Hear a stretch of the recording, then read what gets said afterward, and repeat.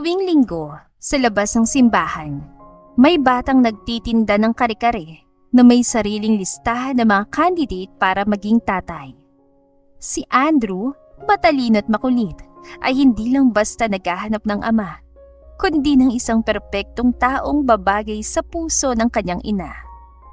Kaya nang muli niyang makita ng kanyang tito Pogi o si Andres, naniwala siyang baka ito na nga ang sagot sa matagal na niyang hiling. Ang hindi alam ni Andrew, ang lalaking top 1 sa kanyang scoreboard ay may lihim na matagal nang nakabuon sa nakaraan. At ang nanay niyang si Michelle, na pilit iniiwasan na lalaking minsan na nitong minahal, ay hindi handang muling buksan ang pintong akala'y tuluyan ng nakasara. Jam Tales presents Andres and Michelle Inspiring Love Story, written by Cecilia C. and narrated by yours truly, Miss J.A. Maaga pa pero nasa simbahan ng 9 na taong si Andrew. Nakaupo ito sa maliit na bangko sa gilid ng simbahan. May maliit na plastic na mesa kung saan nakahilerang ilang lalagyang may kare-kare.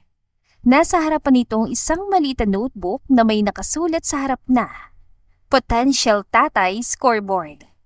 May ilang bumibili, may mga napapalingon, natatawa at napapailing. Itong batang ito, kumaka-scoreboard parang may pa-audition ng artista ha? Bulong ng isang matandang babae.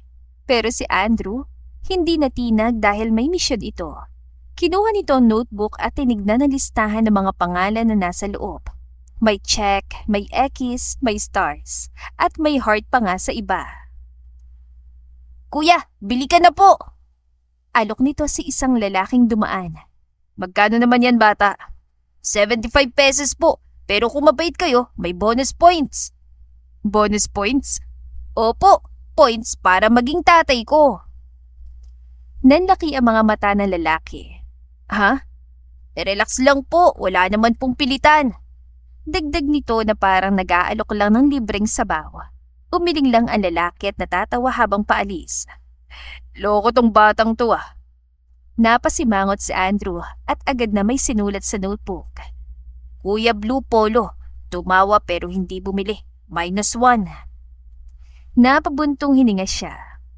"Ay, ang hirap naman maghanap ng tatay." Bulong nito sa sarili. At parang sinadya ng tadhana, napadaan sa tapat nito si Andres. Tahimik, mabait, at parang palaging may malalim na iniisip. Walang alalay, walang yabang, pero malakas ang dating. Diretso lamang itong pumasok sa simbahan, hindi lumingon, hindi tumigil.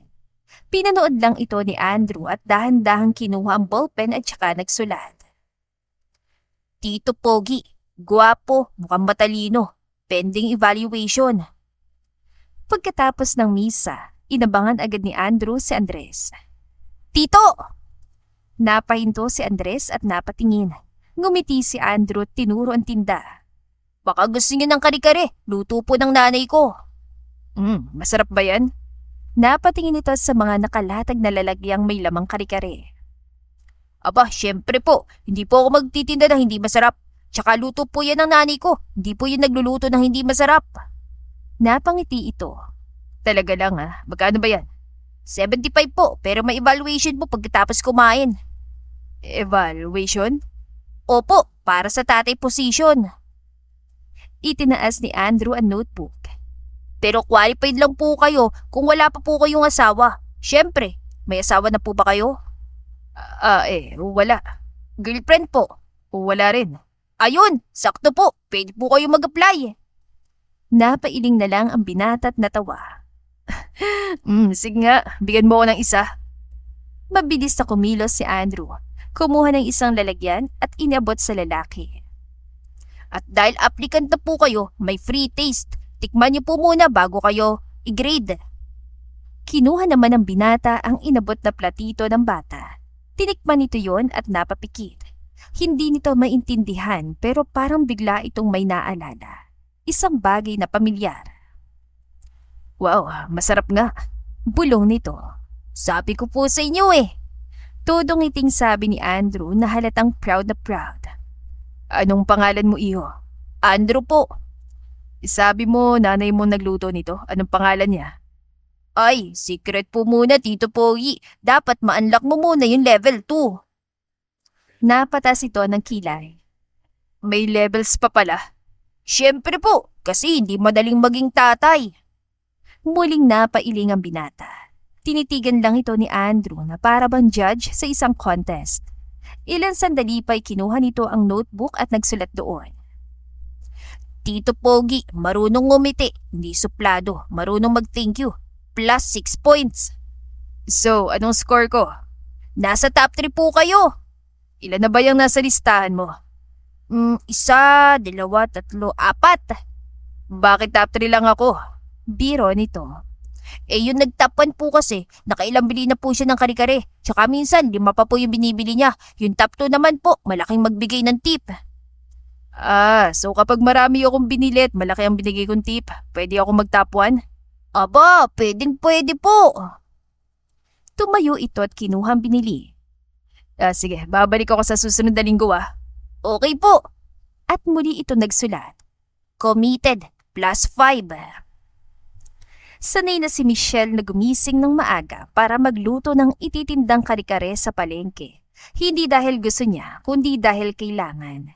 Lalo na't malapit ng pasukan ni Andrew at habang tumatagal ay palaki ng palaki ang gastusin nilang mag-ina. Nanay, pwede po ba akong magalo?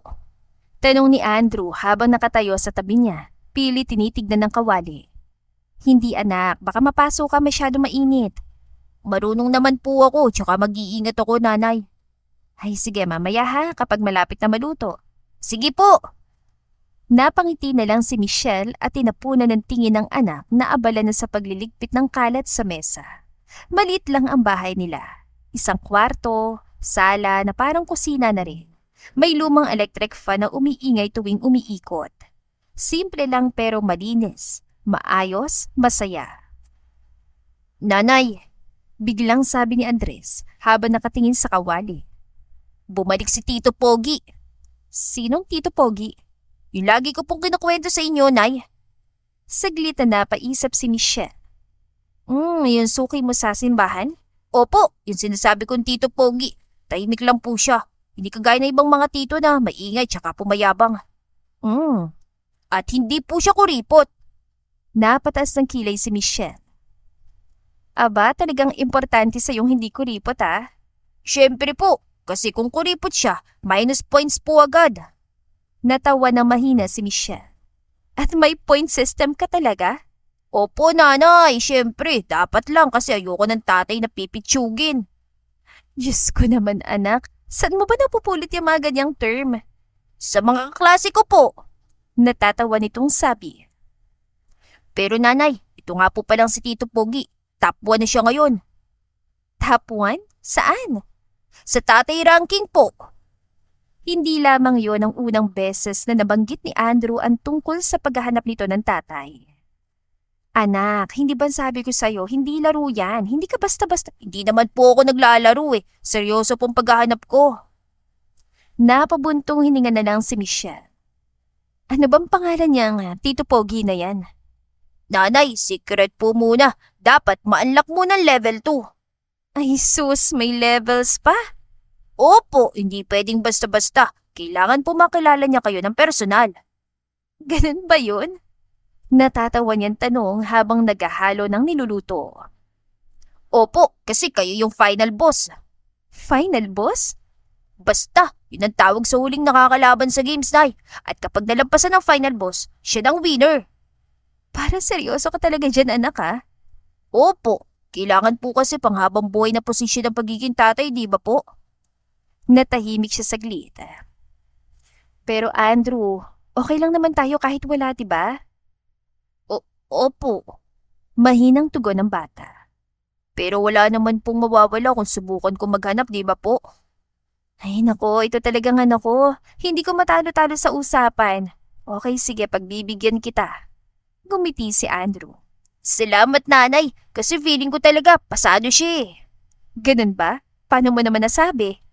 Nag-isip ito at tumingala. Hindi ko po alam. Pero kasi kapag po kasama ko siya, parang magaan po sa pakiramdam. Basta next time po nanay, papakilala ko siya sa inyo kasi ready na siya sa level 2. Naku paano kung ako yung hindi pa ready? Biro niya. Nay, sigurado magugustuhan niyo siya at siguradong magugustuhan ka rin niya. Paano ka naman nakasiguro anak? Aba, sino ba po hindi kayo magugustuhan? Maganda ka, masipag, mapait, at higit po sa lahat, masarap magluto. Mahilig daw po si Tito Pogi sa masasarap na pagkain eh. Baka naman kusinerang hanap niya. Teka. Sigurado ka bang wala pang asawa o girlfriend yung Tito Pogi na yan? Opo, syempre, na-interview ko na po siya. Napailing na lang ulit si Michelle. Hindi niya alam kung seseryosohin ba niyang anak o hindi. Pero nang muli niya itong tapunan ng tingin, ay seryoso na ulit itong nagsusulat sa notebook nito. Nasa sumunod na linggo, naroon ulit si Andrew sa gilid ng simbahan sa ilalim ng punong akasya. Late ka ngayon, Tito Pogi ah! Iyon agad ang bungad ng bata kay Andres pagdating niya. Sorry, ang traffic eh. Naupo siya sa monoblock at sumandal. Kumusta ng score ko? Biro niya. Secret po muna. Wow, confidential ba? Siyempre po, high level position po kasi to. Natawa si Andres. Hindi niya alam kung bakit pero kada linggo na lang, inaabangan din niya ang pagkikita nila ng bata at ang mga kwento nito. Ito po, sabi ni Andrew sabay abot ng kare-kare. Special serving po yan, may extra tuwalya. Wow, favorite ko yan. Talaga po, ako rin po tsaka si nanay favorite yan. May free taste ba ulit? Siyempre po, kayo pa ba? Nantikman niyang kare-kare ay napapikit siya, as usual. Consistent ha? Siyempre po, hindi po kami nagtitipid sa lasa. Ilang sandali siyang natahimik na para bang ninanamnam ang pagkain. Andrew, anong ginagawa mo kapag hindi ka nagtitinda dito sa simbahan? School po, tapos tumutulong ako kay nanay. Anong ginagawa ng nanay mo? Nagluluto po at nagtitinda. Siya pong CEO ng kare-kare namin. CEO? Natatawa niyang tanong. Opo, at ako naman ang sa marketing. Sa totoo lang, magaling ka sa marketing effective. Salamat po, kailangan kong magsipag kasi mahal na raw ang bigas, sabi ni nanay. Napangiti siya. Wala ka bang kapatid? Wala po, kami lang ni nanay ang magkasama sa bahay. Kaya sabi niya dapat daw akong magpakabait kasi wala po kaming ibang aasahan kundi kaming dalawa lang. Sinabi yun ni Andrew na parang normal lang, na para bang sanay na siya sa ganong buhay. Kaya nga po naghahanap ako ng tatay. Kaya ka nga pala may scorecard. Opo. Napatingin siya sa hawak na notebook ng bata. Pwede ko ba makita? Sandaling nag-isip si Andrew bago marahang iniabot sa kanya notebook. Kuya Green Polo, mabait pero hindi bumili. -1 point. Tito na may gold na relo, mayabang, X. Mang Nestor, mabait, regular customer pero may asawa na, disqualified. Natawa siya pagkatapos yung basahin. Ang higpit mo naman palang mag-score. Kailangan po kasi, lifetime contract po ito. Napatango na lang si Andres. Okay, so ano bang criteria mo sa paghanap ng bagong tatay? Seryoso itong tumingin sa kanya na para bang iyon ang tanong na matagal na nitong hinihintay. Umayos ito ng upo at kinuha ang ballpen. Una, dapat po mabait. Of course, dapat. Pangalawa, marunong makinig. Tapos po, hindi po kami iiwan. Natahimik si Andres. Ang akala niyang biro lang ng bata na laro-laro lang ang lahat. May tila seryoso pala. Para hindi ko na po kailangan maghanap ulit ng panibagong tatay. At pangatlo po, syempre, kailangan marunong tumawa. Nako, plus points ba ako dyan? Biro niya. Konti pa po. Konting practice pa. Minsan kasi seryoso niya masyado eh. Ganun ba? Sige, I will take that into consideration. At pang-apat, tumingin ito sa kanya ng diretsyo. Dapat po, gusto rin niya kami. Mamahalin niya kami ng totoo. Napalunok si Andres. Hindi niya alam kung bakit pero parang may kung anong bigat siyang naramdaman. Siguro naawa siya sa bata dahil sa sobrang kagustuhan itong magkaroon ng ama. So far po, pasado kayo sa 3.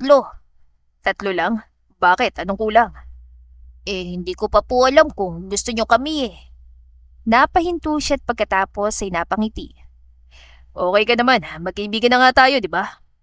Ang nanay ko po, syempre hindi nyo pa siya nakikilala. Sa tingin ko naman, kung may pagmamanahan ka na mabait tsaka masayahin ang nanay mo yun, di ba? So siguro, magugustuhin ko rin siya. Nagliwanag ang mukha ni Andrew at biglang kinuha ang notebook.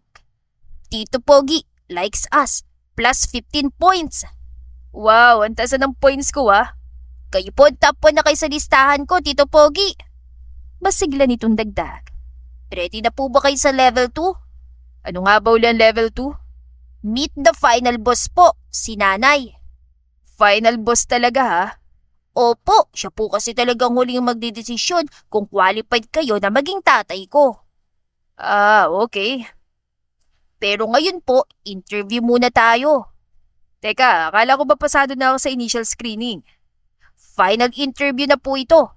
So, ready na po ba kayo? Hindi ko alam pero parang wala naman akong choice. Sige. Okay po, first question. Tuloy ni Andrew. Bakit niyo po gustong maging tatay ko? Ha? Napakurap siya. Hindi pa naman natin napag-uusapan kung alimbawa lang po, tito. Okay. Saglit siyang nag-isip kung paano sasagutin yon ng tama. Siguro kasi mabait ka at masayang kausap. Tumango-tango ito pero hindi ngumiti. Next question po. Handa po ba kayong magising na maaga para ihatid ako sa school? Napahinto siya. Anong oras ba dapat? 5 a.m. po. Pwede bang 5:30? Ay, hindi po. Malilate na kasi ako nun. Natatawa nitong sabi. Next question po. Marunong po ba kayo magluto? Hindi eh. Pero willing kayo matuto? Oo naman. Next question. Kapag umalis po ako, hahanapin niyo ako? Napatingin siya rito. Bakit ka naman naalis? Halimbawa lang po uli. Syempre naman, hanapin kita. Sigurado po? Oo naman. Hindi po kayo mapapagod? Hindi. Tumahimik si Andrew at tumingin sa notebook na hawak nito. Promise po. Promise. At doon lang nagsulat ulit si Andrew. Plus 10 points. Bulong nito. Last question na tayo, tito. Sa pagkakataong yon ay nakangiti na itong muli. Kapag naging tatay ko po kayo, pwede po ba ako humiling sa inyo? Anong hihilingin mo? Halimbawa po, may gusto ko laruan, pero mura lang naman po. Aba, yan ang tanong na kaya kong sagutin. Natawa si Andres. Kahit anong laruan, bibili natin para sa'yo. Wow, kahit ano po? Tumango siya. Kahit ano, basta mabait ka tsaka masipag mag-aral. Hindi niyo po na itatanong, tito. Lagi po ako nasa top sa klase namin. Talaga? Aba, ang galing naman pala. Kahit linggo-linggo, ibibili kita ng laruan. Nanlaki ang mga mata ng bata at muling nagsulat. Galante, plus 15 points. Ayan, congratulations, Tito Pogi. Salamat. Ano nang standing ko sa contest mo? Kayo na po talagang top 1. Tumingin ito sa kanya at tumahimik. Pwede po ba dagdag question? Pero hindi na po ito kasama sa interview. O sige. Tumango muna ito. Tila iniisip kung paano yun sisimulan. Bakit po? May mga tatay na umaalis. Hindi ko rin alam eh. Depende siguro sa tao. Kapag po ba umalis sila, kasalanan ng anak. Parang may malamig na tubig na bumuhos sa buo niyang katauhan. Hindi siya nakagalaw agad. Bakit mo naman naitanong yan? Naisip ko lang po. Baka po kasi, kasalanan ko kaya kami iniwan ni tatay. Baka may mali sa akin. Andrew, marahan niya itong inakbayan. Walang mali sa'yo. Hindi niya alam kung saan galing yon pero sigurado siya. Paano niyo po nasabi? Tignan mo ako. Hindi kasalanan yun ng bata. Kung may tatay na umalis, problema niya yon, hindi sa'yo.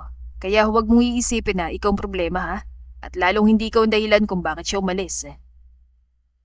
Bakit po siya umalis? Huminga muna siya ng malalim bago tumugon. Baka nagkaroon ng problema o kaya natakot sila sa responsibilidad. Alam mo kasi, iba-ibang sitwasyon ng tao kaya mahirap manghusga. Kaya po siguro hindi na rin siya bumalik kasi hindi pa rin niya kayang responsibilidad na maging tatay. Pwede. Nang tignan niya si Andrew ay nangingilid na ang luha nito. Bulong nito. Pilit iniintindi ang sinabi niya. Okay lang po bang magalit ako sa tatay ko? Sa tingin ko, normal lang yun. Kahit sino siguro nga nakang iwan ng magulang, makapagtatanim nga ng galit. Kung kayo po nagkaroon ng anak, iiwan niyo rin siya? Muli siyang natahimik at napasandal. Hindi. Talaga po? Oo. Ay, sana kayo na lang naging tatay ko. Andrew, pwede bang ako naman na magtanong sa'yo? Sige po. Kung sakaling bumalik ang tatay mo, tatanggapin mo ba siya ulit? Marahan itong tumango. Siguro po. Pero dapat po mag-promise siya na hindi na niya ulit kami iiwan kasi ayoko na makita si nanay na umiiyak sa gabi. Hindi na iwasan ni Andres na maantig ang kalooban na para bang gusto na niyang magpresinta sa bata na siya na lang ang magpupuno sa iniwang espasyo ng ama nito. Kahit walang dahilan, kahit hindi niya maintindihan. Salamat po, Tito Pogi Para saan? Sa pagsagot po sa mga tanong ko.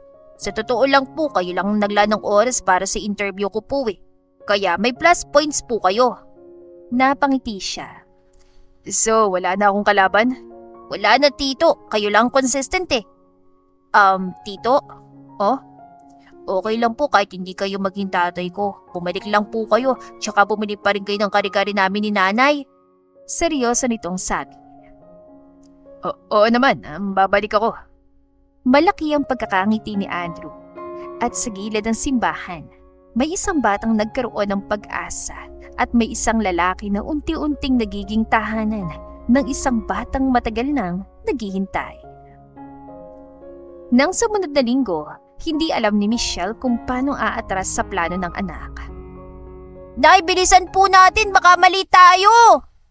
Sigaw ni Andrew habang hinahatak siya papasok sa gate ng simbahan. Ito namang batang ito, bakit ba masyado kang excited? Siyempre po! Malaki ang pagkakangiti nito. Basta nanay, sabihin niyo agad kapag nagustuhan niyo siya. Sino? Yung ipapakilala ko po sa inyo. Napatingin siya sa anak at bahagya pa siyang nagulat nang mapansing tila seryoso talaga ito at doon siya medyo kinabahan. Nanay, doon po tayo. Nandun na po siya Tito Pogi! Napatingin siya sa tinuro ni Andrew. Nakatayong isang matangkad na lalaki sa gilid, sa ilalim ng punong akasya at kumaway yon pagkakita sa anak. Kinailangan pa niyang paliitin ang mga mata para makita itong mabuti. Teka, bakit parang pamilyar ang mamang yon? Bulong niya sa sarili. At nang malapit na sila dito, ay napahinto siya sa paglalakad at napahawak sa dibdib. Nanay, lika po! At nang nasa harap na sila nito, doon niya napatunayan ang hinala. Si Andres. Mas matanda, mas tahimik. Pero hindi pa rin ito nagbabago. Guwapo pa rin. Hindi pa rin nagbabagong paraan ng pagtitig sa kanya na para bang kaya nitong basahin ang nasa isip niya. Sandaling tumigil ang mundo ni Michelle. Parang hindi na niya narinig ang paligid. Hindi na niya naramdaman ang init ng sikat ng araw. Isa lang ang malinaw sa kanya na mga oras na yon. Bumalik ang nakaraan na hindi niya napaghandaan. Nagkatinginan sila ng ilang sandali. Tito Pogi, ito po si... Michelle? Hindi makapaniwalang tanong ni Andres habang titig na titig sa kanya. Teka, kilala niyo po nanay ko? Oo, matagal na. Sagot nito nang hindi tumitingin sa bata. Wow, paano po? Magkaklase po kayo dati ni nanay. Hindi, teka, Michelle, ikaw nga ba yan? Ang tagal na nating hindi nakita. Ako nga, sir. Naalala mo pa ba ako? Oo, sir. Matagal din kaming nanilbihan sa mansyon. Bahagya itong napangiti. Ikaw ang nanay ni Andrew? Bigla siyang nanlamig at napahigpit ang kapit niya sa kamay ng anak. Oo, may anak ka na pala. Tumango siya. Si Andrew naman ay halininan silang tinignan na parang nanonood ng pelikula na hindi nito naiintindihan. Andrew, anak, mas mabuti siguro kung umuwi na tayo. Ha? Pero nay, kadarating lang natin tsaka sabi ni Tito Pogi lilibre daw po niya tayo sa anak. Matigas niyang ulit. Halika na. May mga naiwan nga pala akong labadas sa bahay. Kailangan ko matapos yun bago magtanghali. Pero nanay, mag-uusap po kayo ni Andrew. Tinignan niya ito ng diretso sa mata. Dahilan para mapakamot na lamang sa ulo ang bata. Tito Pogi, sorry po ah. Next time na lang po uli. Maglalaba pa raw po si nanay. Okay lang. Sige. Pero halata sa mukha nito ang pagtataka. Mabilis niyang kinayag ang anak palabas ng simbahan at hindi na lumingon pa. Nanay, ano po nangyari? Galit po ba kayo? Napapikit siya at huminga ng malalim. Hindi ako galit. Bakit po tayo uuwi agad? Hindi ba ang sabi ko may mga gawin ako na iwan sa bahay? Pero tara na nga dito, sabi niya. Saglit siyang huminto sa paglalakad nang makarating sila sa sakayan. Makinig ka. Yung sinasabi mo, Tito Pogi, simula niya. Pwede bang iwasan mo na siya? Natigilan si Andrew. Po? Pero bakit po? Kasi may mga tao kasi na hindi pwedeng masyadong lapitan. Bakit po? Akala ko po magkakilala kayo. Masama po ba siya? Hindi naman sa ganun anak. Hindi siya masamang tao. Bakit po? Nakasimangot itong tanong. Alam mo may mga bagay na hindi mo pa maiintindihan ngayon kasi bata ka pa. Pero okay naman po siya. Mabait siya sa akin ay. Di siya nagagalit, hindi po siya naninigaw. At marunong po siya makinig sa akin. Tignan niyo tong scoreboard ko. Lahat po may plus point siya. Top 1 po siya kaya nga po pinakilala ko siya sa inyo eh. Anak, gusto ko siya, Nay. Makinig ka sa akin, Andrew. Mas makakabuti sa'yo. Sa atin kung iiwas ka sa kanya. Mas lalo itong sumimangot. Bakit po? Kaibigan ko po si Tito Pogi eh. Kailangan lang nating mag-ingat anak. Saan po? Hindi siya sumagot. Hindi niya pwedeng sabihin sa anak na kailangan nilang mag-ingat sa nakaraan, sa katotohanan, at kailangan nilang mag-ingat sa posibilidad na kapag masyadong napalapit ang anak sa lalaki, baka hindi na niya makayang kontrolin ang mangyayari. Andrew, sundin mo na lang ang utos ni nanay ha? Pero gusto ko pong malaman ang dahilan, Nay. Basta sasabihin ko rin sa'yo, pero hindi pa ngayon, okay? Dahan-dahang tumango si Andrew. Hindi naman ito galit. Alam ni Michelle na nagtatampo ito. Di maghahanap na lang po ako ng ibang pwesto para magtinda sa linggo para hindi ko po siya makita. Mas madali po yun, di ba? Andrew, hinahaplos niya ang buhok ng anak. Hindi mo naman na kailangang magtinda, di ba? Ang sabi ko sa'yo, okay lang na tumulong-tulong ka sa akin kung gusto mo pero hindi mo kailangang magtinda. Pero Nay, gusto ko po kasi makaipon tayo para sa pasukan ko, para may pambili po ako ng mga gamit sa eskwela. Ay anak, ako nang bahala doon, kaya ni nanay yun. Nay, nakikita ko kasi na nahihirapan ka na po sa pagluluto at pagtitinda. Para po meron man lang akong Andrew. Responsibilidad ko yun bilang nanay mo at hindi ako mapapagod na alagaan ka. Naiintindihan mo ba yun? Opo, sorry po nanay. Kung naghahanap ako ng tatay, gusto ko lang po kasing may makatulong kayo sa pag-alaga sa akin. Tsaka para rin po maging masaya kayo. Napangiti siya. Masaya naman ako ah. Masaya ako kasi nandyan ka anak. Magkasama tayo. Niyakap siya na mahigpit ang anak. Sige po nanay, susundin ko na po kayo para hindi na kayo magalit.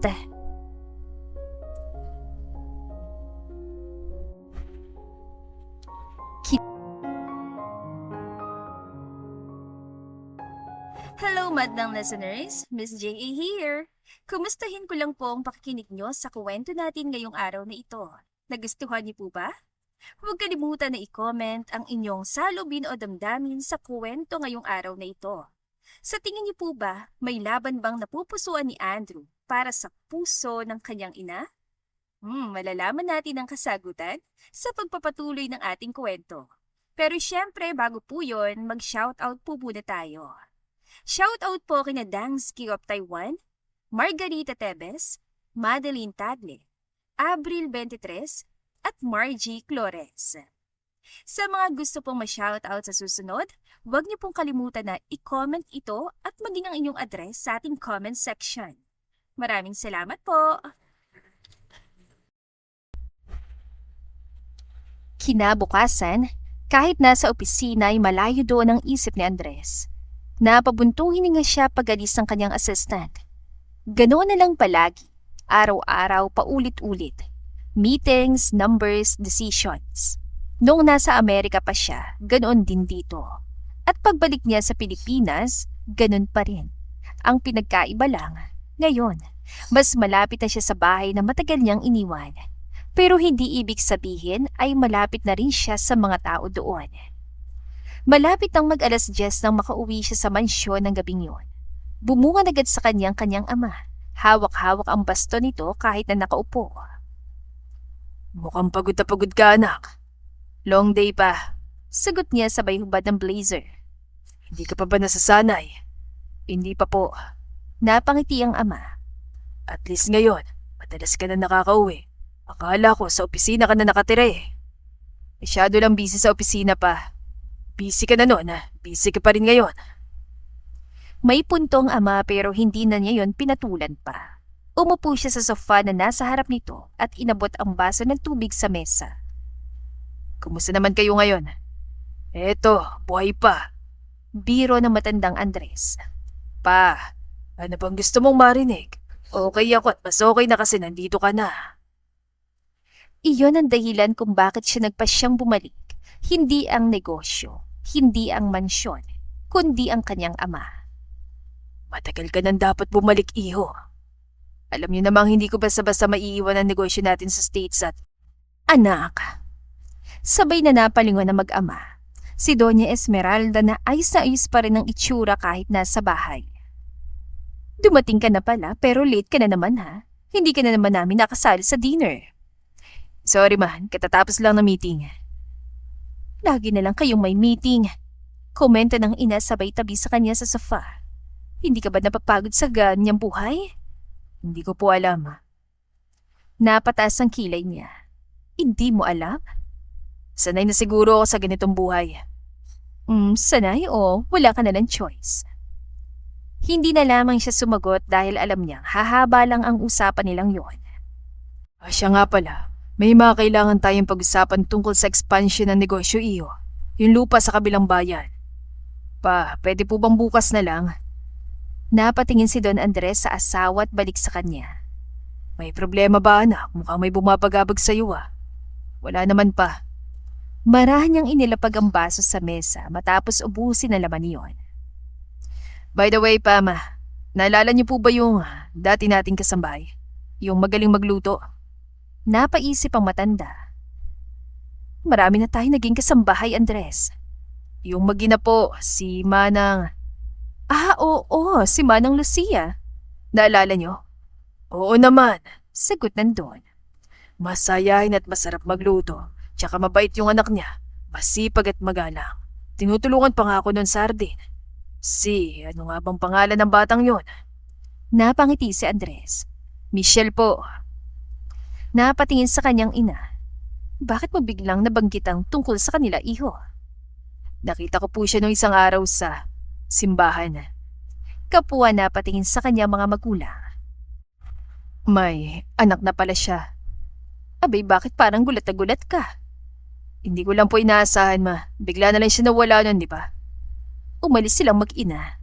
Singit ang Donya. At mabuti na rin yon. Bakit naman, ma? Hindi na mahalaga. Mga tauhan lang naman sila. Ma. Iyo, anak. Matigas itong sabi. Huwag mo nang pagtuunan ng pansin ng mga ganyang bagay. Marami kang mas importanteng dapat intindihin. Napatingin siya sa ama pero hindi nagsalita. Tahimik lamang ito. Parang may gustong sabihin pero mas pinili na lang ang manahimik. Bakit po sila umalis pa? Nako, matagal na yon. May sarili silang dahilan. Ano po? Di ko na maalala ng buo. Sabi nito pero halatang may itinatago. Alam niyo po ba kung sino ang ama ng anak niya? Napatayo si Doña Esmeralda at umismit. Ano bang pakialam ko sa babaeng yun? Anak, bakit bigla ka naging interesado sa kanya? Umiling siya. Wala naman pa. Naalala ko lang kasi noon. Napakasimple at mainin ni Michelle. At wala akong nabalita na naging nobyo niya. Naku, sinasabi ko sa'yo, mga ganyang klaseng babae, yung simple, yung mahinhin. Sila yung mga nasa lubang kulo. Sila yung... Esmeralda, dahan-dahan sa pagsasalita. Mababait sila at naging mabuting tauhan dito sa mansyon. Wala kang dahilan para pagsalitan sila ng ganyan. Umismid na lamang ito at hindi na nakipagtalo pa. 2 linggo, 2 beses nang napadaan si Andres sa gilid ng simbahan at 2 beses na rin niyang napansing wala si Andrew. Baka liit lang. Bulong niya sa sarili. Or may school event eh. Hindi kaya may sakit? Pero nang sumunod na linggo, wala pa rin. Wala nang maliit na lamesa. Walang mga nakahilerang kare-kare. Walang notebook. Napatingin siya sa pwesto kung saan laging nakatayo si Andrew. Sa halip, isang matandang tindero ng mais ang naroon. Kare-kare kayo riyan! Bagong luto! Agad siya napatingin sa pinanggalingan ng sumigaw pero hindi si Andrew ang naglalako. At hindi niya alam kung bakit pero may kung anong bigat ang naramdaman niya sa kanyang dibdib. Hindi ugali ni Andres na ma-attach. Hindi rin siya mahilig sa routine at hindi siya yung tipo na lalaki na nag-aalala sa isang tao. Nakakakilala lang niya. Pero pagdating sa batang si Andrew, kaya ipinangako niya sa sarili na kapag hindi pa niya nakita si Andrew, ay gagawa niya siya ng paraan para hanapin ito. At nang sumunod na linggo, habang naglalakad siya sa may munisipyo, ay may napansin siyang isang pamilyar na bata sa may kabilang dulo ng kalsada. Teka, si Andrew ba yun? Bulong niya sa sarili. Huminto siya sandali para tignan ito na mabuti. Si Andrew nga. Nasa gilid ito ng bakery at sa harap nito ay ang maliit nitong mesa na may mga panindang kare-kare. Napangiti siya at mabilis sa tumawid sa kalsada. Andrew! Napaangat ng ulo ang bata at nang makita siya ay agad itong napaatras. Wala itong ano pa mang sinabi at agading tumalikod na parang hindi siya nakita. Andrew! Po? Dahan-dahan itong humarap. Bakit ka nandito? Dito na po kasi ako nakapwesto ngayon. Kaya pala ilang linggo na kitang hindi nakikita sa may simbahan. Pero bakit ka lumipat? Wala po. May sakit ka ba? Wala po. Marahan itong sagot nang hindi tumitingin sa kanya. Andrew, may problema ba? Lalong, hindi lang ito makaini. Mas nilapitan niya ito at naupo sa tabi nito. Andrew, kung may problema ka o kaya ng nanay mo, pwede mo sabihin sa akin ha? Doon nag-ibang mukha ng bata. Hindi ito galit, hindi rin takot. Pero may lungkot sa mga mata nito. Wala naman po. Andrew? Yumuko ito at ilang saglit pa bago muling tumingin sa kanya. Bawal po kasi. Bawal ang ano? Bawal po akong lumapit sa inyo. Ha? Bakit naman? Kunot noon yan tanong. Kasi po bili ni nanay. Pero bakit daw? Hindi ko po alam. Napatingin si Andres sa maliit na mukha ng bata. Kita niya na pilit itong nagpapakatatag. Pero sa likod ng mga mata nito ay nandoon ang takot. Natatakot ka ba sa akin? Hindi po. Basta sabi lang po kasi ni nanay. Hindi ko po alam kung bakit. Ganun lang? Opo. Napakunutan noon niya at kahit gusto niyang itago, may naramdaman siyang kaunting kirot sa puso. Hindi galit, hindi rin pride, kundi lungkot at pagtataka. Kailan pa? Simula po nung nakita niya kayo sa simbahan po, nung pinakilala ko po kayo sa isa't isa. Napabuntong hininga siya. Andrew, sorry po Tito Pogi. Di mo naman kasalanan. Si nanay po kasi, Andrew. Marahan niyang tinapik ang balikat nito. Huwag kang magagalit sa nanay mo ha. Baka may dahilan siya. Baka natatakot lang siya na magtiwala ka kagad sa mga taong hindi mo palubos na kilala. Pero Tito Pogi, mabait naman kayo sa akin tsaka mag-ibigan na po tayo, di ba? Oo naman, pero syempre iba kasi ang nanay mo at kung ano man ang desisyon niya, sigurado ang kaligtasan mo lang iniisip niya. Yun nga po sabi niya sa akin. Kaya siguro, sundin na lang natin ang nanay mo. Sa ngayon. Okay lang po sa inyo, tito. Tumango siya. Sa ngayon, pero huwag kang mag-alala. Gagawa ko ng paraan para mapatunayan sa nanay mo na wala siyang dapat ikatakot kung maging magkaibigan tayo. Talaga po? Oo naman, basta ipangako mo sa akin na susundin natin si nanay mo ah. Ngumiti ang bata. Sige po. O sige, mag-iingat ka lagi ah. Kapag may oras, dadan ako dito sa bago mong pwesto para bumili. Pero hindi na muna tayo makapagkwentuhan. Okay lang naman sa'yo yun, di ba? Opo. Ilang minuto pang tinagal niya doon bago tuluyang umalis. Nang gabing yon ay isa na namang problema ang bumungad kay Andres. Pagtuntong na pagtuntong niya sa mansyon. Sa halip na sa kwarto ay tumuloy siya sa veranda kung saan naroon ang mga magulang.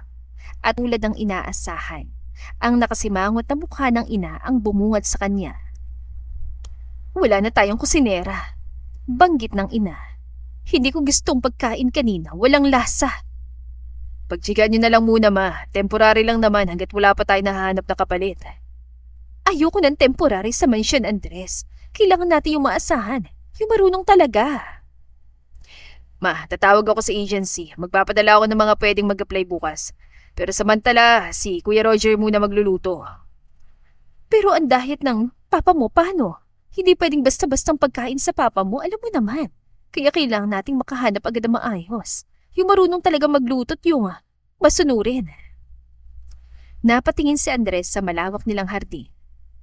Teka, may kakilala ko. Oh, sino naman? Maagap na tanong ni Doña Esmeralda. Si Michelle po. Nagliwanag ang mukha ng Don at napatingin sa kanya. Yun bang anak ni Manang Lucia? Opo, mabait, masipag at magaling magluto. Aba, marami namang magaling magluto. Umirap si Doña Esmeralda bago naupo sa tabi ng asawa. Nako, hindi ako kumbinsido. Paano ka nakakasiguro na? Kasing galing siya magluto ng nanay niya. Iti subukan natin, wala namang mawawala ma.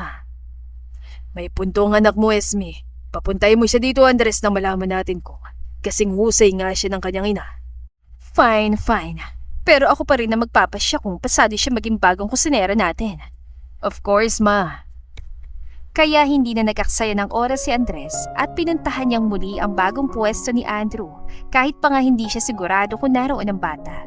Hanggang sa namataan niya itong may pinagbebentahang ilang dumadaan. Andrew, napalingon ng bata sa kanya at nanlaki ang mga mata. Tito Pogi, Kumusta ka na? okay lang po. Lumingon-lingon ito sa paligid bago ang patuloy. Kayo po. Okay lang din. Pinuntahan kita dito kasi kailangan ko makausap ang nanay mo. Naku, ananay po. Tito Pogi, hindi ba po ang sabi ko sa inyo? Oo, alam ko, Andrew. Don't worry, hindi ko sasabihin na nagkausap tayo. Ano lang, gusto ko lang sanang malaman kung saan ko siya pwedeng makita para makausap ko siya. Saan bang pwesto niya sa pagtitinda? Ilang sandaling nag-isip ang bata. Bakit niyo po siya gusto kausapin? May iaalok kasi ako sa kanya. Iaalok po? Oo, trabaho sana. Kasi kailangan namin ng kusinera sa bahay. Naisip ko lang kasi 'di ba magaling magluto nanay mo? Ngumiti ito na noon lamang niya ulit nakita. Ay, opo, kahit ano po kayo lutuin ni nanay. Kaya nga, siya yung unang pumasok sa isip ko eh. Sa tingin mo, papayag kaya siya? Ay, yun pong hindi ko alam, Tito Pogi. Kasi, Naintindihan ko, pero susubukan ko pa rin siyang kumbinsihin. sige po, sa may palengke po siya kapag ganitong oras sa harap po na nagtitinda ng bigas. Nagpasalamat siya sa bata at naglakad na sa direksyon papuntang palengke na ilang kanto lamang ang layo mula sa pwesto ni Andrew. Ilang minuto pa lumipas ay namataan niya si Michelle na eksaktong nagliligpit na ng paninda. Salamat po na marami sir sa pagpakiyaw ng mga tinda ko. Maaga ako makakauwi ngayon. Masayang sabi ni Michelle sa matangkad na lalaking umubos ng natitira niyang panindang ulam. You're welcome. Sakto lang kasi may mga bisita sa bahay ngayon eh. Late na ako nakauwi kasi traffic. Sige, ingat po kayo. Salamat ulit.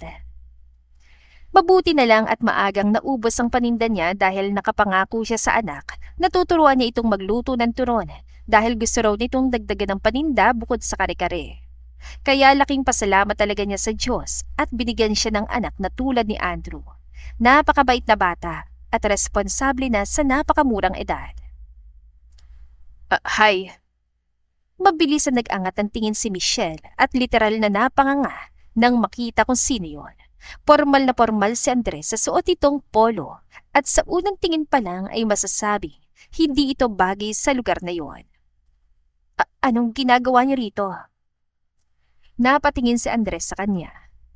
Hindi naman kita abalahin na matagal. Gusto sana kitang makausap. Ha? Bakit po? Tungkol saan? May, gusto sana akong ilok sa'yo. Trabaho. Kumunat noon ito. Bakit? Kailangan kasi namin ng kusinera sa mansyon.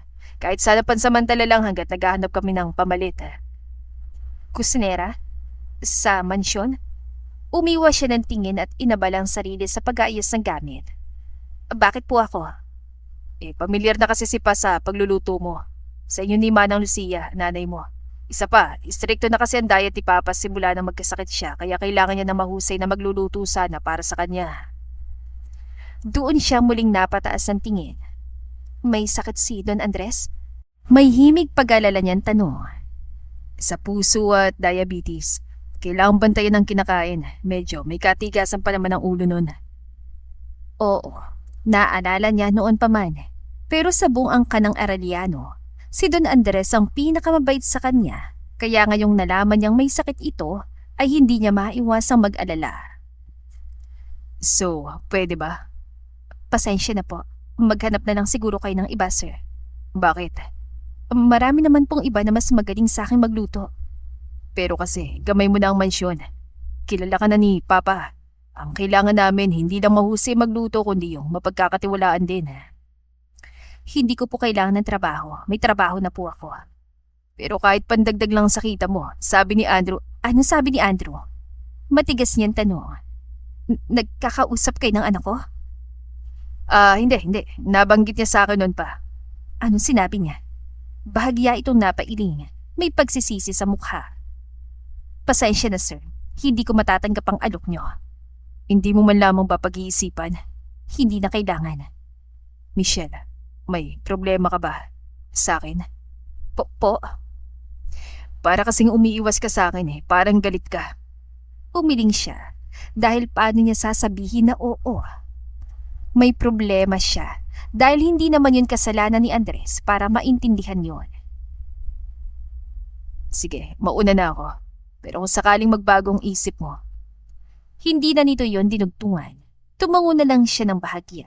At nang tuluyang makaalis si Andres, ay napahawak siya sa dibdib na para bang hindi siya makahinga. Mabilis niyang pinuntahan ang anak sa pwesto nito pagkatapos noon at agad nang inayang umuwi. Andrew, mahinahon niyang sabi pagdating nila sa bahay. Anong sinabi mo kay Andres? Wala po. Bakit po? Sigurado ka? Wala kang sinabi tungkol sa atin? Wala po. Bakit po, Nay? Wala kang nabanggit tungkol sa pangangailangan natin sa pera? Tinanong po kasi niya sa akin nun kung bakit ako nagtitinda. Kaya po nasabi ko, para po makatulong sa iyo kasi di ba minsan po napuputulan tayo ng kuryente kasi hindi tayo nakakabayad. Napapikit siya. Anak, yung mga ganong bagay, hindi mo na dapat kinukwento sa iba lalo na sa makakakilala mo pa lang. Pero totoo naman po, di ba? At saka kaibigan ko na po si Tito Pogi kaya kahit na. Nay, dumaan siya sa palengke kanina. Inaalok ako maging kusinera sa mansyon. Nanlaki ang mga mata ng bata. Tinanggap niyo po. Marahan siyang umiling at nakita niyang biglang paglungkot na mukha ng anak. Bakit po? Anak, sapat na yung pagtitinda ko. At saka pwede naman ako maghanap pa ng ibang trabaho kung kinakailangan. Nanay, ayun nga po, inaalok na kayo ng trabaho ni Tito Pogi. Hindi ganun kadali, Andrew. Basta hindi mo pa maintindihan sa ngayon. Sayang naman, Nay. Pandagdag din po yun sa ipon natin pampagawa ng bubong. Para po kapag umuulan, hindi na po tumutulo dito sa loob ng bahay. Huminga siya ng malalim. May puntong anak niya pero hindi niya alam kung kakayanin niyang muling manilbihan sa mga Arellano. Nanay, baka po pwede niyong pag-isipan. Napatingin tuloy siya sa refrigerator nila kung saan nakadikit ang mga bayarin nila sa buwan na yon at ng mga nakaraan pang buwan, pati ang listahan ng budget nila para sa buong linggo. Ulam, bigas, pamasahe, maging pambayad nila sa utang sa sari-sari store ni Aling Melly. Nang tumingin siya sa anak, ay nakita niyang nakatingin din ito sa kanya. Kung tatanggapin niyo po yung alok ni Tito Pogi, hindi na po tayo masyadong mamamroblema sa pambili po natin ng bigas, Nay. Natahimik siya. Tsaka di ba po, may kulang pa tayo kay Aling Melly, yung pinabili po natin ng sardinas noong nakarang araw. Tsaka po yung utang natin kay Mang Jose nang nagkasakit po ako. At tsaka Andrew, okay na. Putol niya sa anak. Wag mo nang isa-isahin, alam ko naman. Sorry po, Nay. Marahan niya itong niyakap. Hindi, wag kang mag-sorry. Wala ka namang kasalanan eh. Kung tanggapin niyo na lang po, para hindi na kayo masyadong namamroblema sa pera, Nay. Andrew, hindi lang naman perang issue dito. Ano pa po? Muli siyang napabuntong hininga. Tinignan niya ang anak at doon niya napagtanto ang katotohanang ayaw niyang aminin. Na hindi lang siyang may karapatang magdesisyon, si Andrew din. At ang batang yun, kahit hindi alam ang buong kwento, ay may gustong patunayan sa sarili nitong paraan. Gusto mo ba talagang tanggapin kong trabahong alok sa akin? Opo, sana. Bakit? Una po, kayang-kaya niyo po yung trabahong yun. Ang galing niyo kaya magluto. Napangiti siya. Pangalawa, okay naman po si Tito Pogi. Sigurado po ako na magiging mabait din po siyang boss sa inyo. At ang pangatlo? Pangatlo po, gusto ko pong maranasan na magluto sa magandang bahay, Nay. Tutulong po ako sa inyo doon. Napailing siya at napangiti. Ikaw talaga? Pangarap po kasi natin yun, di ba, Nay? Yung magkaroon ng magandang bahay, kahit hindi po malaki basta maayos po. Kaya sana tanggapin niyo na yung trabaho para mas mabilis tayo makaipon. Kapag ba pumayag akong maging kusinera doon, matutuwa ka? Naku, Nanay, sobrang matutuwa po ako.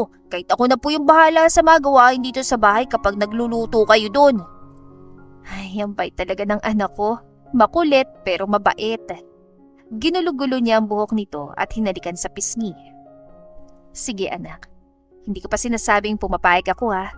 Pero pag-iisipan ko. Lumawak ang pagkakangiti ng bata.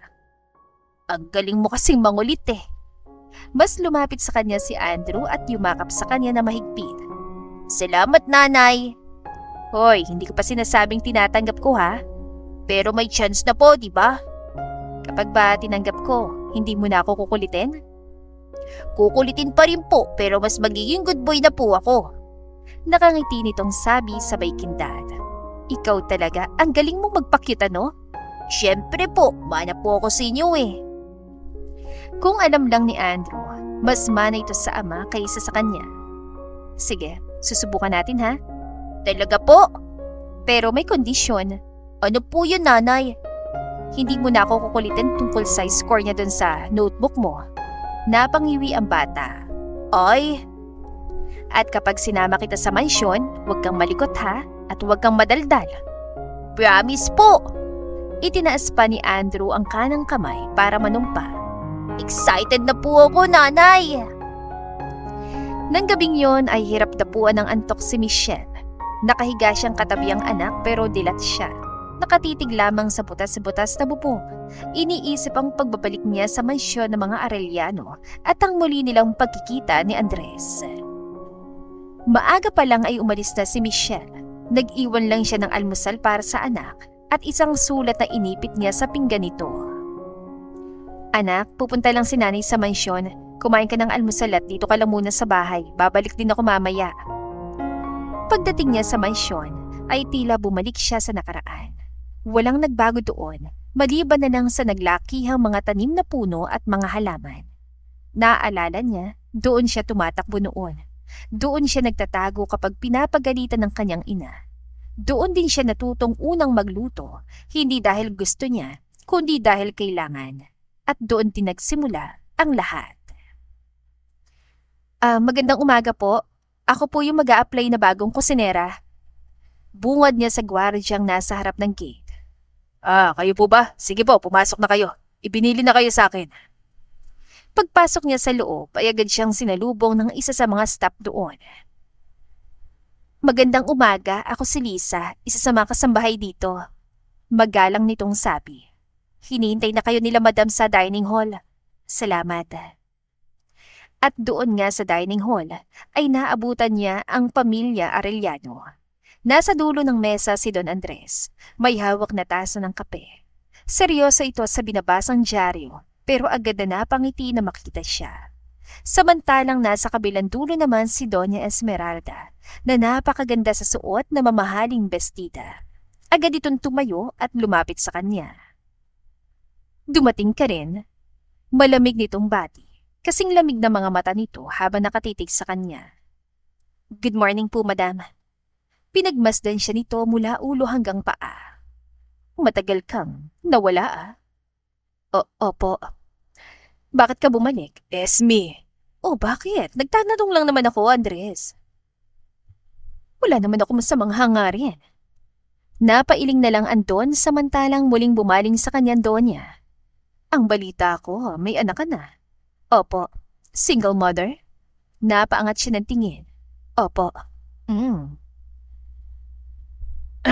Michelle. Don Andres, magandang umaga po. Lumapit siya rito at nagmano tulad ng kanyang nakasanayan. Kumusta po? Eto, tumatanda na. Tumayo ito at tumarap sa kanya. At ikaw, hindi ka pa rin nagbabago. Ganyan-ganyan pa rin ang itsura mo nung huli kita nakita. Kimi siyang umiti. Ang nanay mo nga pala. Wala na po. 5 taon na po. Natahimik si Don Andres. Biglang may lungkot sa mga mata. Ganun ba? Pasensya na. Napakabuting tao ng nanay mo at napakahusay magluto. Tumango siya at ngumiti. Pareho silang napalingon kay Doña Esmeralda. Kung tapos na ang kamustahan niyo, pwede na siguro nating pag-usapan ng trabaho. Opo, madam. Sumunod ka sa akin. Pagpasok nila sa dining area, ay pansin agad ni Michelle ang malalaking pagbabago doon. Mas bago na mga gamit, mas mamahalin. Ganon din ang mesa na mas naging moderno. Kung may kailangan ka, nariyan si Liza. Siya na bahala sa'yo. Magluto ka. Tignan natin kung papasa ka sa panlasa ni Senyor at syempre sa panlasa ko. Opo, madam. Ilang oras din ang itinagal bago naluto ang specialty niyang kare-kare. Huminga siya ng malalim habang inaayos ang huling garnish noon. Pinunasan niya ang gilid ng plato. Inayos ang kanin. Tiniyak na malinis ang lahat bago niya inihain sa pagkainan. Madam, handa na po. Sabi ni Liza kay Doña Esmeralda. Okay, serve. Isa-isang inilapag ang pagkain sa mesa. Kari-kari, mainit, mabango. Kumakapit sa hangin ng amoy ng mani at bagoong. Tahimik lang si Michelle sa likod. Nakatayo, naghihintay. Ang bango. Nakangiting komento ni Don Andres sabay tingin sa asawa nito na hindi na nagsalita at tinikman na lang agad ang pagkain. Okay, tikman na natin. Halos sabay na sumubo ang mag-asawa at halos sabay ding pumikit. Sarap nito. Parehong-pareho na luto ni Lucinon. At ngumiti ito. Samantalang si Doña Esmeralda naman ay walang sinabi pero halatang nagustuhan ang luto niya. Nasaan si Michelle? Tanong ng matandang Andres. Nasa kusina po. Tawagin mo nga please. Huminga muna siya ng malalim bago lumabas ng kusina. Matamis ang ngitiin ni Don Andres ang nabungaran niya. Michelle, ang sarap nitong luto mo ha. Namiss ko yung ganitong luto. Salamat po, sir. Michelle? Napatingin siya kay Donya. Walang reklamo, walang papuri, walang kahit anong emosyon na pwedeng pagkabigyan ng saysay. Diretso lang ang tingin nito. Napatinginan doon sa asawa. O ano, sabi ko sa'yo, di ba? Nagmana si Michelle sa kanyang ina. Hindi ito sumagot. Hindi na masama. Bahagyang ngumiti si Don Andres. Ang ibig sabihin niyan, Michelle, nagustuhan ni Esme ang luto mo, ayaw lang niyang aminin. Hindi yan napigilang mapangiti na agading napawi. Ano, may nakakatawa? Wala po, madam. Dapat lang. Wala pa rin itong emosyon pero nagsandok ng ulang. O ayan, nagustuhan talaga niya. Hoy, tumahimik ka, Andres. Marahan itong pinunasan ng sulok ng bibig. Michelle? Madam, bago ka magsimula. Teka po, madam. Ibig sabihin, oo, Michelle. Tanggap ka na. Masayang sabi nito. Sa dinami-rami ng mga nag-apply na kusinera, ngayon na nakadalawang serving ang Donya. Andres, pigil ni Doña Esmeralda sa asawa. Anyway, ikaw, bago ka magsimula, ipapaliwanag ko mga patakaran sa mansyon. Una, sabi nito sabay taas ng isang daliri. Maaga dapat ang gising. 7:00 ang almusal dito. Opo. Pangalawa, panatilihing malinis ang kusina. Ayoko ng kalat. Ayoko ng may mantika kung san-san. Ayoko ng may basang nakakalat. Opo, madam. Pangatlo, hindi pwedeng basta-basta gumamit ang mga gamit dito ng walang paalam. Opo. Pang-apat, kapag may sinasabi ako, makikinig ka at susundin mo. Ayoko ng paulit-ulit. Opo, madam. Panglima, ayoko nang magpapapasok ka rito ng kung sino-sino. Kung may dadalhin kang bisita, sasabihan mo kami. Opo. Tumango-tango ang Donya tumayo. Kasunod si Don Andres. Welcome back, Michelle. Masaya nitong sabi. Salamat po, sir. O siya, nagkakaintindihan na tayo, Michelle, ha? Gawin mo na maayos ang trabaho mo at magiging maayos ang trato sa'yo. Naiintindihan ko po. Good. Magsimula ka na bukas. Dagdag ng Donya. Bukas na rin ituturo sa ni Liza ang lahat ng dapat malaman dito. Bukas ko na rin ibibigay sa iyong menu ng diet itong si Andres. Ngumiti siya, kahit pa nga hanggang langit ang kanyang kaba. Sige po, madam. Yun lang at bumalik na siya sa loob ng kusina, habang naririnig ang magandang komento ng mag-asawa. Mula nang magsimulang magluto si Michelle sa mansyon, ay walang araw na hindi nangulit si Andrew na sumama doon, kaya wala na rin siya nagawa kundi isama ito. Pagdating nila sa mansyon ay hindi matigil si Andrew sa pagtingin sa paligid. Nanay, ang ganda naman dito. Ang laki-laki ng bahay, parang mansyon. Oh, sabi mo magbibehave ka ha? Bulong niya na makarating sila sa kusina. Opo. Okay anak, dito ka maupo. Pinaupo niya ito sa upuan malapit sa kanya. Huwag kang aalis dyan ha? Opo, hindi po ako aalis. Napailing si Michelle dahil sa totoo lang, hindi siya naniniwala sa anak. Okay, basta kapag naging makulit ka, uuwi na tayo ha? Promise po, nanay. Pero ilang minuto lang ang lumipas, nalingalang siya'y wala na si Andrew sa upuan nito. Andrew? Tawag niya habang lumilingon-lingon sa paligid. Ay, Diyos ko, sinabi ko na huwag maglilikot. Sa sala, nakatayo si Don Andres, kausap ang nurse. Samantalang nakaupo naman si Doña Esmeralda habang nagbabasa ng magazine. Hanggang, hello po sa inyo! Kapwa na patingin ng mag-asawa at doon nila nakitang isang batang lalaki na nakatayo sa gitna ng sala. May sukbit na backpack sa balikat at nakangiti na parang wala itong ginawang mali. Nanlaki ang mata ng Donya. Sinong batang yan? Mabilis na tumakbo si Michelle sa kinatatayuan ng anak at agad na kinuhang kamay nito. Madam, pasensya na po. Hindi ko... Morning po! Putol ni Andrew sa sasabihin ng ina. Natigilan ng Don at napakurap naman ng Donya. At si Michelle gusto nang lamunin ng lupa. Anak, hindi ba ang sabi ko? Sorry po, nanay. Sagot nito pero nakangiti pa rin sa dalawang matanda. Tumingin ito kay Don Andres. Hello po, lolo! Diyos ko, Andrew, anak! Napahawak ang Don sa dibdib, pero hindi dahil sa galit, kundi tila may naantig sa damdamin nito. Lolo? Ulit ito, hindi makapaniwala. Opo, pwede ko po ba kayong tawaging lolo? Napatingin ang matanda sa asawa. Esme, narinig mo ba yon? Nakangiti nito'ng tanong. Oo, hindi ako bingi. Sagot nito. Anak ko, Diyos ko. Pasensya na po, sir, madam. Hindi ko po talaga ito dapat sinama. Makulit lang po kasi talaga eh. Sige po, iuwi ko po muna siya sa... Teka, huwag. Putol nandun. Hindi mo naman siya kailangang iuwi. Ano nga ulit ang pangalan mo, iho? Andrew po. At ilang taon ka na, Andrew? 9 po, pero magte-10 na po ako. Malapit na. Natawa ang matanda. Aba, gusto mo na bang mag-10? Opo, para po mas makatulong ako kay nanay kasi malaki na po ako. Sa gilid, tahimik lang si Doña Esmeralda pero halatang natutuwa sa bata. Napakunot ang noon nito at lumapit. Kayo po bang may-ari ng bahay? Tanong ni Andrew sa Donya. Bakit mo na itanong? Ang ganda po kasi, pero mas maganda po kayo.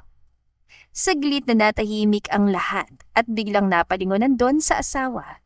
Pilit pinipigilan ng tawa dahil alam nito na doon pa lang ay nakuha na ng bata ang loob nito. Andrew, halika na nga sa kusina, hindi ba sabi mo tutulungan mo ko? Pero tuloy lang si Andrew na nakatingin pa rin kay Doña Esmeralda. Hindi po ako nagbibiro, ma'am. Mukha po kayong artiste eh. Ang Donya naman ang napatingin sa asawa at napangiti. Talaga? Opo. Hindi po ba kayo artista? Nakita ni Michelle na napangiti ang matandang babae at natawa naman ng malakas si Don Andres. Pasensya na po, madam, sa anak ko. Nako, medyo madaldal ang anak mo ha? Pero cute. Bahagya itong lumapit sa bata. Ano pang masasabi mo sa akin, iho? Nag-isip ito at pagkatapos ay ngumiti. Mukha pong istrikto kayo, pero mabait. Aba, paano mo nasabi? Maganda po kasi kayo eh. Sabi po ni nanay, madalas po sa magaganda, mababait. Andrew anak, halika na, hindi ka dapat narito, di ba? Sorry po nanay. Mag-sorry ka kina Don Andres at Doña Esmeralda. Marahang marap si Andrew sa mag-asawa. Sorry po lolo, sorry po lola. Andres, Don at madamang itatawag mo sa... Oh, okay lang Michelle, hayaan mo ang bata. Salungat ni Don Andres. Abay, matagal ko ng pangarap na may tumawag sa akin ng lolo. Hindi ba, Esme? Ikaw din. Gusto mo na magkapo, hindi ba? Umiling ito pero ngumiti. Hay, ewan ko ba riyan sa anak mo kung bakit ayaw pa mag-asawa. Iho, sige, okay lang natawagin mo kaming lola at lola ha? Salamat po! Lumiwanag ang mukha ng bata. Oh, nakita mo nanay, pumayag sila. Oo na, huwag ka masyadong maingay anak. Hayaan mo lang, ganyan talaga mga bata. Tumayo si Don Andres at nilapitan sila. Iyo, ikaw ba'y kumain na? Opo lolo, gatas po tsaka pandesal na may keso. Gusto mo pang sumabay sa amin na mag-almusal? Wow, talaga po? Oo, nagsasawa na kasi kami ni Esme na kami lang lagi magkasabay kumain. Si Andres naman anak namin, laging abala sa trabaho. Sige po lolo, ako po maghahanda ng pagkain para sa inyo. Kapwa napangitian Don at Donya. Si Michelle naman ay napahawak na lamang sa noo. Hindi niya alam kung matutuwa pa siya o kakabahan sa nangyayari. Pero isa lang ang sigurado. Parang natanggalan siya ng malaking tinik sa lalamunan. Nang gabing yon, pinilit ni Andres na maaga makauwi. Kinansel niyang huling meeting para na rin hindi siya abutin ng traffic sa daan. Naabutan niyang tahimik ang mansyon pero may ilaw sa sala. At nang tuluyan siyang makapasok, ay nakita niyang isang batang nakahiga sa sofa. Andrew? Bulong niya. Tulog ang bata, nakatagilid, yakap ang maliit na backpack, bahagya pang nakabuka ang bibig. Marahan niyang inayos ang unan sa ilalim ng ulo nito. Maingat para hindi ito magising. Sir? Michelle.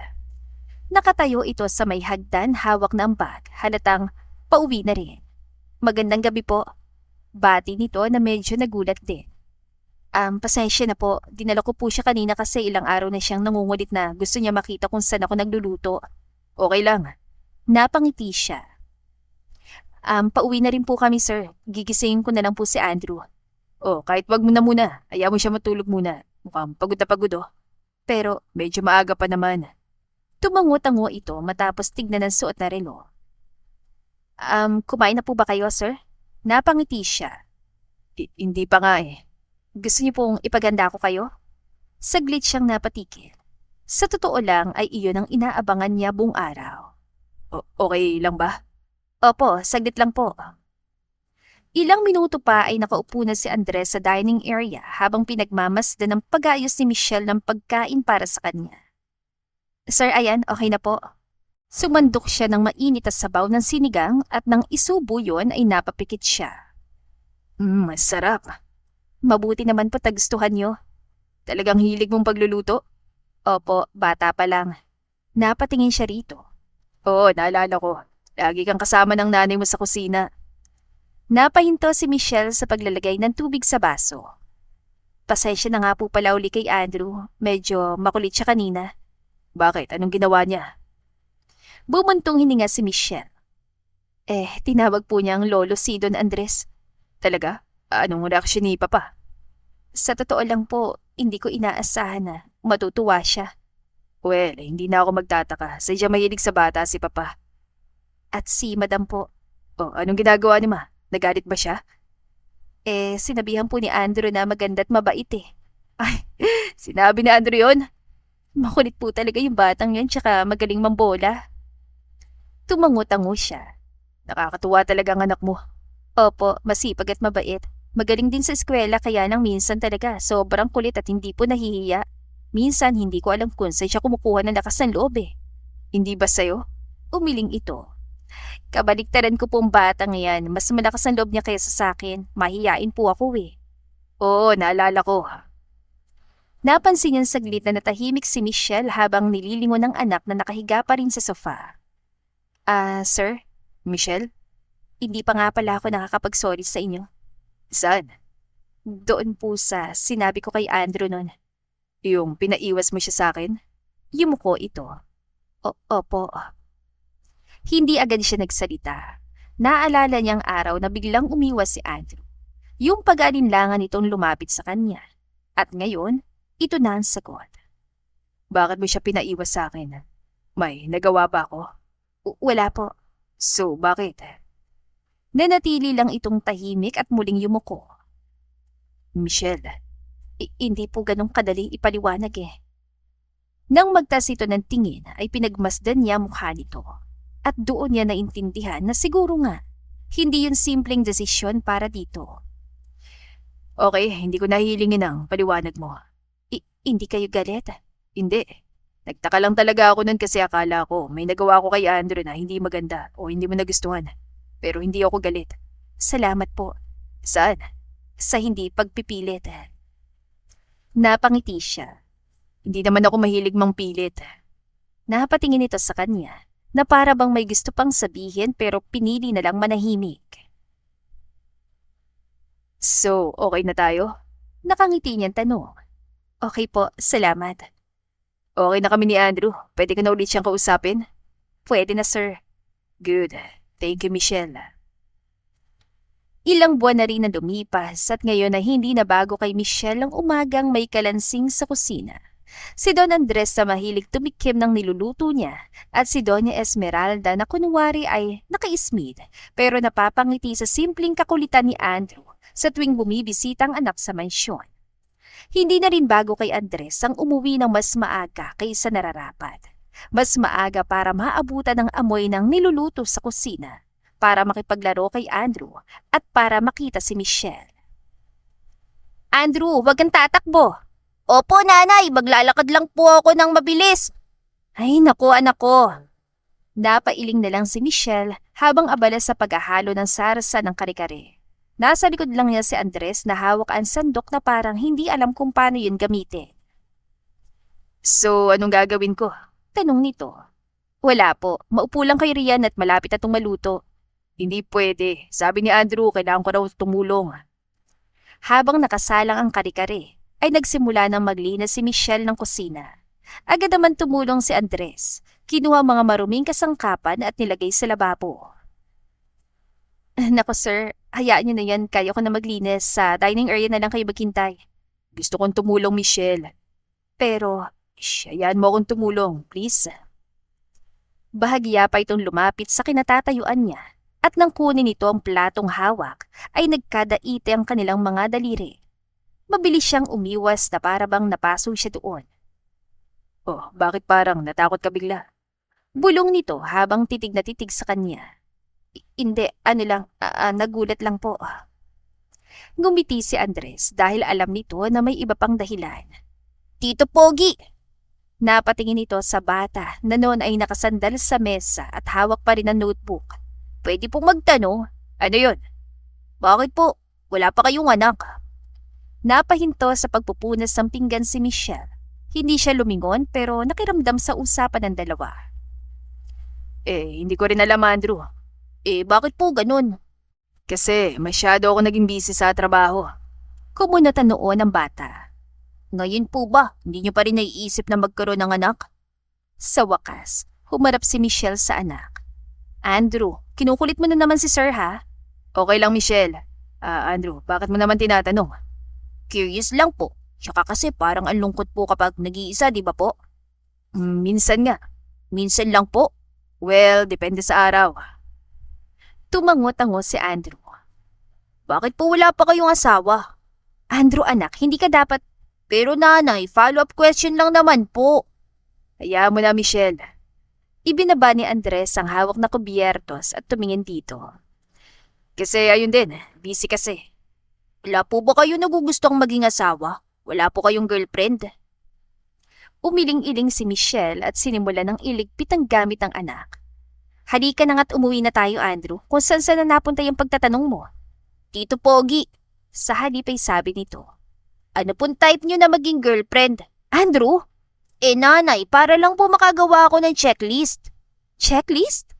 Secret po muna, Tito Pogi. So ano na po? Ano pong type nyo? Bumuntong hininga si Andres, saglit na nag-isip. Simple lang ang gusto ko, yung hindi komplikado. Mabait, yung tahimik.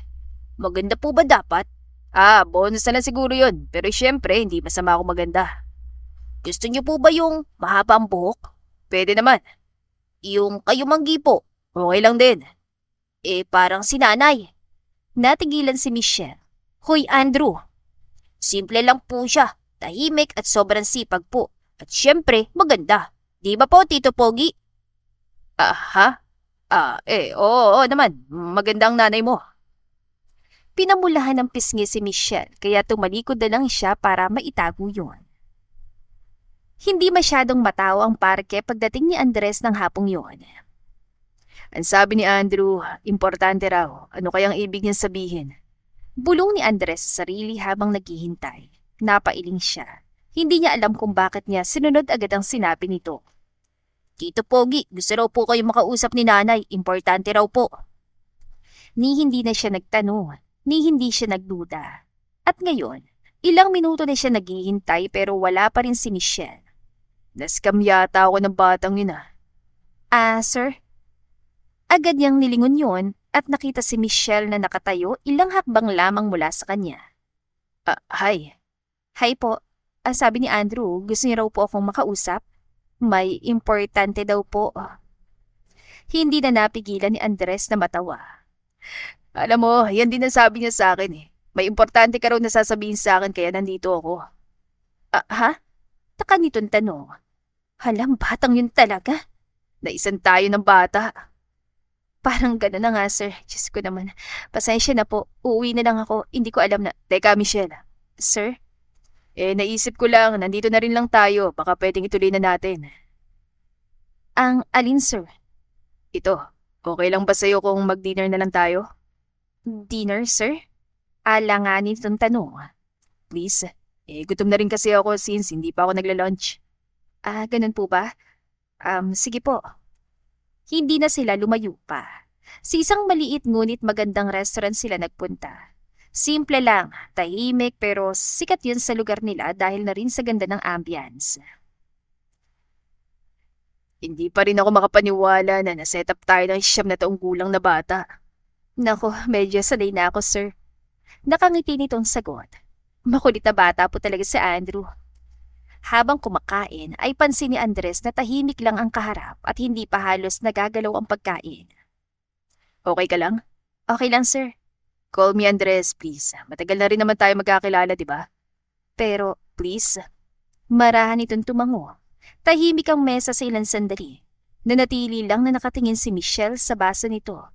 Pilit pinapakalman sarili. Samantalang si Andres ay nakatitig lang sa kaharap. Anyway, alam mo bang ako yung top 1 sa scoreboard ni Andrew? Nako, wag mo masyadong seryosohin ang batang yun. Pero top 1 talaga ako. Ulit niya. Maraming kalokohan si Andrew, tsaka madalas hindi niya alam ang ginagawa niya. Siguro nga, pero oy, proud ako na ako yung gusto niyang maging tatay ah. Nanlaki ang mga mata ni Michelle at napainom ng tubig. Anyway, alam mo ba na crush kita nun? Huli, nanlaki ang mga mata nito. Ha? Natawa siya dahil hindi niya alam kung bakit niya nasabi yon. Noon, Michelle, Nahihiya niyang ulit. high school ka doon at ako, papasok na sa college. Pulang-pula na si Michelle at hindi alam kung paano yun itatago. Oh my, you're blushing. Hindi ah. Pumiling ito at tumingin sa kanya. Hindi mo kasi dapat sabi yan. Bakit naman? Dahil umiling ito. Michelle, nakaraan na yun. Let's not make a big deal out of it. Pwede ba yon? Unless, crush mo rin ako nun. Hala si sir. Joke lang, ang sarap mong asarin ah, ang cute mong mainis. Pabiro itong umirap. Hindi ko naman halata noon na may crush ka sa akin. Siyempre, naiya ako nun kaya bihira na lang kitang puntan sa kusina nun. At saka naisip ko baka kapag nalaman mo, tawanan mo lang ako. Aba, masakit yun ah. Bakit naman kita tatawanan? Nagkibit balikat siya. Anyway, may boyfriend ka ba nun? Ay, wala. Sayang pala. Ha? Kung sinubukan ko palang manigaw, baka may pag-asa. Ano ba yung mga sinasabi mo? Sorry, ang ganda mo kasi kapag nagbablush. At lalo lang itong namula. May wala ka ba naging boyfriend o balak magkaroon ng boyfriend? Maingat yan tanong. Para sana may tatay si Andrew. Ha? Sorry, curious lang. Hindi mo naman kailangan sagutin. Hindi kasi ganun kadali. Yung tatay ni Andrew, may komunikasyon pa ba kayo? Wala siyang narinig na sagot mula dito. Nanatili lang itong nakatitig sa platito ng cake nitong halos wala ng laman. Okay, sorry for asking. Change the subject na lang tayo. Huminga ng maluwag si Michelle at tumango. So, balik na lang tayo sa scoreboard ni Andrew. Top 1 ako. Sabi niya sabay kindat para bawasan ang tensyon. Kung akong tatanungin, okay lang sa akin eh. Sa'yo ba? Okay lang ba sa'yo? Napalunok ito. Okay lang na ano? Na akong top 1 sa listahan ni Andrew na maging tatay niya. Nako, wala naman akong alam sa listahan niya eh. Pero kung may scoreboard ka rin, sa tingin mo, anong score ko? Hindi ko alam na palabiro ka pala. Ayan, gusto ko yung umingiti ka ng ganyan. Mas gumaganda ka. Sumandal si Andres at nag-cross arms. Alam mo, next time, hayaan ulit natin i-set up tayo ni Andrew. Ha? Bakit? Para makapag-dinner ulit tayo ng ganito. Pero sa susunod, sa mas magandang restaurant na. Tila may nagbago sa mansyon ng mga sumunod na araw at hindi alam ni Michelle kung ikatutuwa niya yon o ikakabahala. Tulog na lamang ng isang gabi. Naiwan sila ni Andres sa kusina. Inaayos niya mga naiwan sa mesa habang nanonood lang si Andres sa kanya. Naalala mo ba yung tinanong sa akin ni Andrew kung ano yung tipo ko sa babae? Ano yun? Yung simple lang, tahimik, masipag. Marami itong lumapit sa kanya. May kilala ka bang ganun? Napaangat siya ng tingin. Parang wala eh. Parang ako meron. Sino? Ikaw. Natigilan siya at pagkatapos ay natawa. Ayan ka na naman sa mga biro mo. Sino may sabi na nagbibiro ako? Parang gusto nang matunaw ni Michelle sa paraan ng pagtitig nito sa kanya. Alam nilang may kung anong namamagitan sa kanila pero kapwa lang nila ayaw aminin. Michelle. Ilalagay ko lang po itong mga plato sa cabinet. Ako na. Mabilis na kinuha nito ang mga plato sa kamay niya at maingat na inilagay sa cabinet sa itaas nila. Salamat. Tumango ito pero hindi umalis sa harapan niya. Nagkalapit ang mga mukha nila nang hindi sinasadya. Michelle. May dumi ka sa pisngi. Naku, ako na. Bago pa niya ito mapigilan, ay dahan-dahan itong itinaas ang kamay at marahang pinunasan ng kanyang pisngi. Bahagya siyang napapikit at napahugot ng hininga. Dapat ay alisin na ni Andres ang kamay nito sa pisngi niya. Pero nanatili lang yun doon hanggang sa naramdaman niya ang paghalos ito. At ilang sandali pa, ang isa na naman itong kamay ay naglakbay sa kanyang likod. Michelle. Napaangat siya ng tingin at nakitang titig na titig ito sa kanya. Halos magkadikit ng kanilang mukha at alam niyang kaunti na lang ay mahahalikan na siya nito pero hindi siya umatras. Pwede ba kitang? Aba, ano nangyayari dito? Sabay na napalingon sina Michelle sa malakas at galit na boses na galing sa may pinto ng kusina. Nakasuot na ito ng pantulog at mukhang bagong gising. Napatras si Michelle at agad na kumawala sa pagkakayakap ni Andres. Ma, mukhang nabala ko kayo. Mataray nitong sabi. Hindi po, madam. Lumabas ka na, babae ka. Ma, teka lang. Humakbang si Andres sa harap niya para protektahan siya. Hindi kong kinakausap ko. Baling nito sa anak bago muling humarap sa kanya.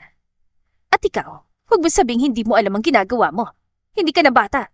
Hindi mo pwedeng sabihin na hindi mo sinasadya. Stop! Pero mas lalong tumigas sa mukha ng Donya. Anong stop? Hindi mo ba nakikita nangyayari? At ikaw naman, Michelle, akala mo, huwag mo akong gawing tanga. Ma, hindi mo siya pwedeng pagsalitaan ng ganyan. At bakit? Dahil gusto mo siya? Nang hindi sumagot si Andres, ay bumaling ang Donya kay Michelle. Ikaw, hindi ka bagay sa anak ko. Hindi noon, hindi ngayon. Akala mo ba hindi ko alam na noon pa man, may pagtingin ka na sa anak ko? Ibang mga titig mo sa kanya at nawawala ka sa sarili sa tuwing kaharap mo siya. Napatigil si Michelle. Akala ko, malinaw na sa'yo noon. Hindi kayo pareho ng mundo. Hindi kayo pareho ng kinabukasan. Mawalang kasalanan si Michelle, Andres anak. Hindi niya ako pinilit. Ako lumalapit sa kanya, ma. Ako ang anak. Huwag mong sabihin. Oo, ma. I'm in love with her. Sabay na napatingin si Michelle at ang Donya kay Andres. Narito na lang din naman tayo, hindi ko na itatanggi. Mahal ko na si Michelle. At sa tingin ko noon pa man, mahal ko na siya. At ma, kung kailangang patunayan ko, gagawin ko. Kung kailangang pakasalan ko si Michelle, gagawin ko. At handa akong itrato si Andrew na parang tunay kong anak. Andres, bulong ni Michelle habang nakatingin dito. Alam niyang may umuusbong na sa pagitan nila, pero hindi niya inaasahan na gano'n ang nararamdaman nito sa kanya. Andres, nababaliw ka na ba? Aakuin mong anak ng iba? Hindi ako makakapayag. Pero mahal ko si Michelle at mahal ko na rin si Andrew, ma. Hindi pwede. Paano na lang kung biglang bumalik ang tunay na ama ng batang yon? Hindi mo ba iniisip kung anong gulo ang dala ng ganyang klaseng sitwasyon? Di mo kailangang akuin ang anak ng babaeng yan, iho. Tama po. Marahan ngunit malakas sa sagot ni Michelle. Hindi kailangang akuin ni Andres si Andrew bilang anak. Teka, Michelle, anong ibig mo sabihin? Taka nitong tanong. Anak mo si Andrew. Ano? Nanlaki ang mga matang tanong ni Andres. At si Doña Esmeralda ay napahawak na lamang sa bibig. Ulitin mo nga ang sinabi mo, Michelle. Si Andrew, anak mo siya. Napaupo ito pero ilang sandali lang ay napatayo din at lumapit muli sa kanya. Paano? Ang ibig sabihin, bakit ngayon mo lang sinabi? Natakot ako, Andres. At hanggang ngayon, natatakot pa rin ako. Natatakot ka sa akin? At sa lahat. Michelle, pwede mo bang ipaliwanag kung paano? Napalunok siya at marahang pinahira ng luha. Nung gabing nalasing ka, ako nag-alaga sa'yo. Ano? Galit na galit ka noon. Galit ka sa mundo, kay Stephanie, sa lahat. Naglasing ka ng sobra at ako na utusang magbantay sa'yo. Hindi nakagalaw si Andres, samantalang napatingin na lang sa anak nito, Andonia. Inalalayan kita hanggang sa kwarto mo. Pinanasan kita para mahimasmasan at buong akala mo. Ako si Stephanie. Kung ano-ano yung sinasabi mo nun. Galit na galit ka. Hanggang sa maiyak na lang tapos... Tapos ano? Bigla mo na lang akong hinalikan. Napapikit siya sa kahiyan. Sa simula nagulat ako pero wala akong ginawa para pigilan ka. Bakit? Mahinaho nitong tanong sabay hawak sa kanya mga kamay. Dahil mahal na kita noon pa, Andres. Nanginginig niyang pag-amin. Bata pa lang ako. Gusto na kita. At alam ko na aalis ka na papuntang Amerika para dun ipagpatuloy ang pag-aaral ng kolehiyo kaya napapikit si Andres. Hindi ko pinalano nangyari, Andres. Maniwala ka. Hindi ko gustong sirain ang buhay mo. Pero nangyari na. At nung nalaman kong buntis ako, mas pinili kong lumayo. Kami ni nanay. Natakot ako. Alam ko na magagalit kayong lahat na itatabay niyo ako. Natakot ako na hindi niyo ako paniwalaan. Natulala lang si Andres. Hindi ko alam. Hindi ko alam. Kasalanan ko to lahat. Tama si Madam. Nang tignan niyan Donya ay tila wala ng galit sa mukha nito at napalitan na ng pagkabigla. Kaya pala. Sorry po, Madam. Sorry, Andres. Kung paalisin niyo ako, kung ayaw niyo na ako makita, maintindihan. Teka, Michelle. Ang sinasabi mo ba ay, apo ko si Andrew? Opo. At ngayon mo lang sinabi? Madam, pasensya na po talaga. Pasensya? Michelle, hindi to simpleng problema. At hindi to maaayos simpleng pasensya lang. Ma, tama na please. Sabi ni Andres sabay lapit dito. Kung may kasalanan siya, malaki rin ang kasalanan ko, ma. Kaya dapat sa akin kayo magalit. Napakurap ito. Maupo kayo. Matigas itong utos. Ang sabi ko, maupo kayo. Wala silang nagawa kundi ang sumunod, pero nanatili lang na nakatayo ang Donya, naka-cross arms at paruot parito sa kusina. Si Andrew. Apo ko si Andrew. Napapikit ito at napakapit sa gilid ng mesa. Diyos ko, kaya palang ganang loob namin ng papa mo sa bata. Kaya pala. Madam, tumahimik ka muna. Putol nito. Hindi pa kita napapatawad. Opo. Sa totoo lang, hindi ko alam kung dapat bakit ang kagalitan o kaawaan ni siya. 9 taon mong tinago sa amin ng totoo. Huminga ito ng malalim. Nasaan ang bata? Bigla nitong tanong. Nasa sala po, natutulog. Napalingon ng Donya sa direksyon ng sala at walang sabi-sabing naglakad patungo doon. Ma, teka lang. Habol ni Andres. Pero mabilis ang lakad nito hanggang sa makarating sa sala. Naupo ito malapit kay Andrew at pinagmasdan ng natutulog na bata. Diyos ko, may apo na pala ako. Hindi makapaniwala nitong bulong. Itong ikinagagalit ko, Michelle. Kung pinala mo agad ang totoo, mas marami sanang panahon naming naalagaan ng bata. Sorry po, Madam. At pinahirapan mong anak mo. Palagi nagkukwento na gusto niya magkaroon ng ama. Bakit mo yung pinagkakait sa kanya? Mariing iling lang ang nakayanan ni Michelle. Isa pa, pinahirapan mong sarili mo. At ng mga sandaling yon, nangyari ang hindi inaasahan. Sa kabila ng galit, may maliit na ngiti na gumuhit sa mga labi ng Donya. Andrew, Diyos ko. Ngayon ko lang napansin. Kamukha nga siya ni Andres nung bata pa. Anak, tignan mo. Dahan-dahan naman lumapit si Andres at lumuhod sa harap ng bata. Marahan itong hinaplos ang buhok nito. Andrew, anak ka. Ilan sandali pa'y kumunot ang noo ng bata at napakurap hanggang sa dahan-dahang nagmulat ng mata. Tito, naku, anong oras na po, baka magalit si nanay sa akin. Ngumiti si Andres, pilit pinakalma ang sarili.